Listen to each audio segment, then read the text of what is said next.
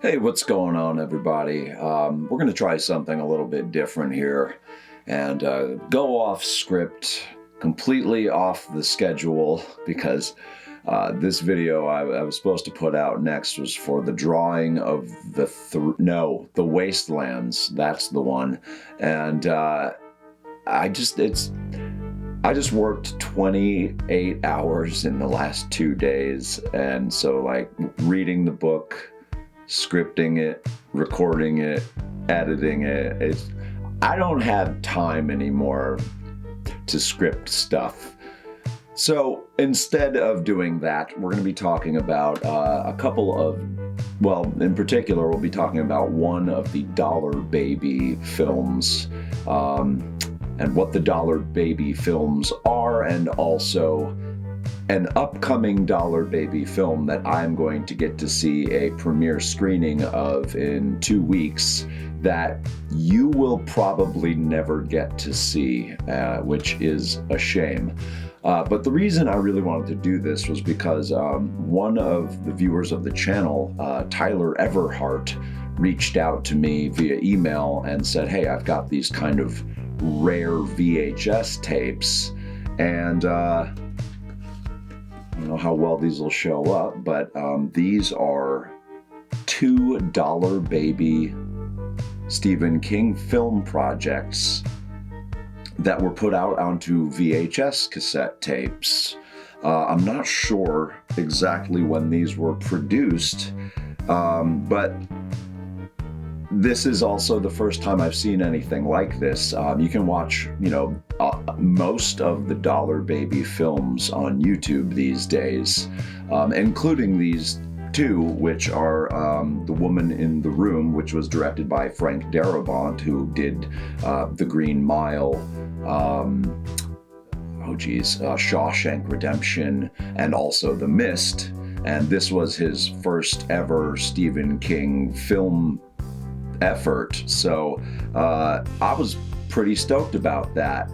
But then there's the Boogeyman as well, which was directed by a guy named Jeff Shiro. But I'm going to be talking predominantly about The Woman in the Room today.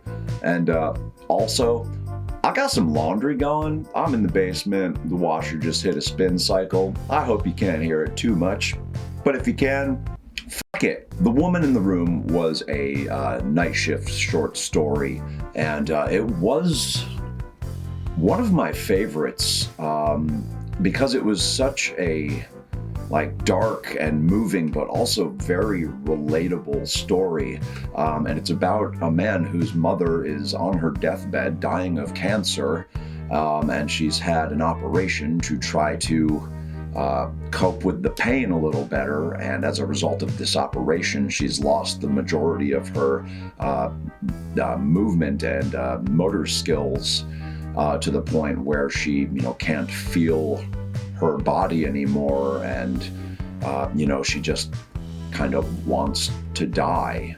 And her son, throughout the course of this story, is kind of dealing with this moral conundrum of whether or not he should help his mother find peace in death. And it's a pretty tumultuous read, and I haven't necessarily had an experience quite like this. However, both of my grandfathers both experienced very prolonged, painful, unfortunate experiences before their passing. So I know how hard it was for them, and of course for our family, and in particular for my parents. Anyway, it's I think quite a relatable experience for anyone who's had to witness, the slow death of a loved one, and how you would want to do anything to help them. So that's, the basis of the story for The Woman in the Room. And as far as what a Dollar Baby film is, for anyone unfamiliar, Stephen King has had a long-running laundry's done. Stephen King has had a long-running program called the Dollar Baby Films, where aspiring filmmakers can license the rights to one of his stories for $1. And, you know, there are varying degrees of quality, and in a lot of instances, you know, some folks have purchased them and made some pretty awful short films. But I guess, you know, as far as Stephen King is concerned, he's just happy to help these aspiring filmmakers do their thing and give them some source material to work from. There are playlists out there on YouTube, and I'll link one in the description, of all of the Dollar Baby films that have been uploaded to YouTube. So for anyone interested in checking those out, it is mostly just not good, but there are some surprises in there as well. Now, as far as Darabont's version of The Woman in the Room, it's actually quite well done. It's only about 30 minutes long. The soundtrack is really good. It's all seemingly live instrumentation, very symphony-oriented, a lot of, you know, the droning strings. There's actually kind of an emphasis on some wind instruments, but it's not at all synth-based, so for regular viewers of this channel, that gets a big thumbs up from me. But Darabont does a great job of capturing the vibe of the story in this particular film. And because Darabont, you know, even though this is in his early stages and he was just, you know, getting started, you really can see that, you know, this is someone who knows what they're doing and will likely have a bright future in filmmaking, which of course he has gone on to prove to be true. The acting is quite good. There's one character in particular. He's a prisoner, an inmate who I really enjoyed. Honestly, I cannot recall if he was actually in the original short story. I feel like he was not. I may be mistaken, though. Don't quote me on that. But so this version of The Woman in the Room, Darabont's film, is in fact available on YouTube as well. So I have linked that. I recommend that one. I think it's worth watching. There is a dream sequence that, you know, probably could have been done a little better, but considering Darabont likely had little to no budget to work with, it's still pretty good. And as far as, you know, getting the overall vibe of the story across and really communicating the tone, Darabont definitely nailed it on this one. So I highly recommend checking out The Woman in the Room by written by Stephen King, adapted for the screen by Frank Darabont, directed by Darabont. And link in the description below. All right, so as I mentioned earlier, I'm going to be able to view a screening at the Performing Arts Center that I run in 2 weeks of an upcoming Dollar Baby project for The Monkey. And this is actually being done by someone named Spencer Sherry, who actually is from my town, and he got the Dollar Baby licensing from Stephen King and managed to crowdfund, I think it was something like $20,000, it may have been more than that, in order to make this project. And from the trailer, it looks like it's easily going to be one of the best Dollar Baby projects to date. Now, here's the thing. I asked Spencer, who I will be doing a short interview and Q&A with after his screening on May 13th, I asked him if this was going to be made available for streaming, and Spencer told me that the contract he had to sign prohibits him from putting this out on streaming services and from making any money off of this project. So he can do screenings, take it around to film festivals, but he's not allowed to charge an admission fee. And he also, he can't monetize this project in any way.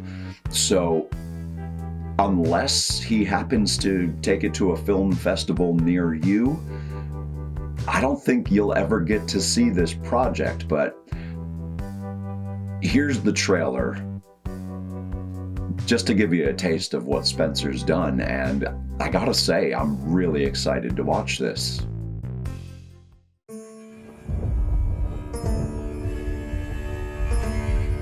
I lied when I told you I'd forgotten what I was dreaming about.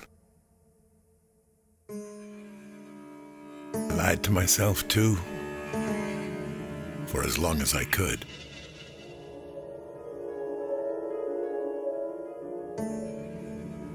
But as the day has gone on, the dream isn't fading the way dreams usually do.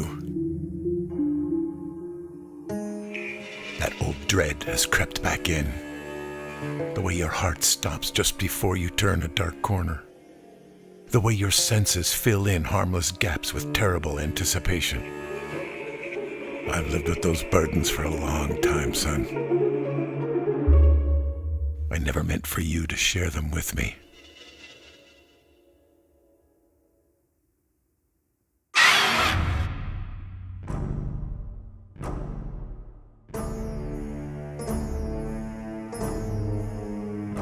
I was foolish and proud, thinking I could destroy it. I thought I was protecting you, protecting my family. But it was a mistake to bring you to the lake with me that day.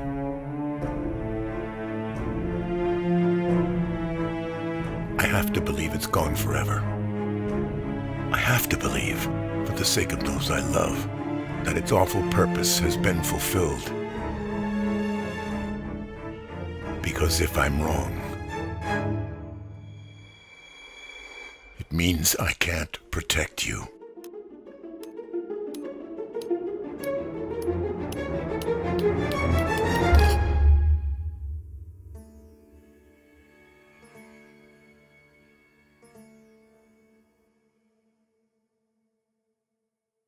Yeah, so this is clearly going to be a far superior project compared to a lot of these other dollar baby films that you can watch on YouTube right now. And I'm very impressed by the quality of the trailer. Really looking forward to the screening, and I will be doing a little Q&A time with Spencer following his screenings at the Performing Arts Center that we'll be showing it at on May 13th. And yeah, if anyone feels like doing any detective work, I suppose you'll probably figure out where I work and live at this point, but don't dox me. And, thanks again to Tyler for sending these to me. I'm going to get these back in the mail since I've had them for a month now. Sorry, Tyler. Definitely appreciate it, though. This is pretty cool stuff. Thanks for checking out the departure here. I think we're going to be doing more departures, unscripted videos, things that I can come down here and hammer out in 10 minutes. Because I don't have time to really do this much anymore. And it breaks my heart a little bit because I do really enjoy doing this. And a lot of you folks have been, regularly coming back and leaving your thoughts for me in the comments section. There's a good chance I forgot to say a bunch of things and left a bunch of things out, but this is what happens when I go off script. So I hope it wasn't entirely intolerable to listen to. Thanks very much for checking out the video. If you like all things Stephen King, hit that like and subscribe button. And my next video is going to be about the Boogeyman. which is going to be getting a reboot here. Well, I guess technically, is this a boot? Was it ever booted? Anyway, I'll probably talk about the upcoming Boogeyman movie and this Dollar Baby Boogeyman as well in my next video. So thanks again for watching. Take care, and we'll see you in a couple of weeks or days or a month. I have no idea at this point. Okay, goodbye. Be sure to click like and subscribe to the channel for my continued analysis of all things Stephen King, pretty please with blood and guts on top. My name is Mr. Doyle, and this has been a great undertaking.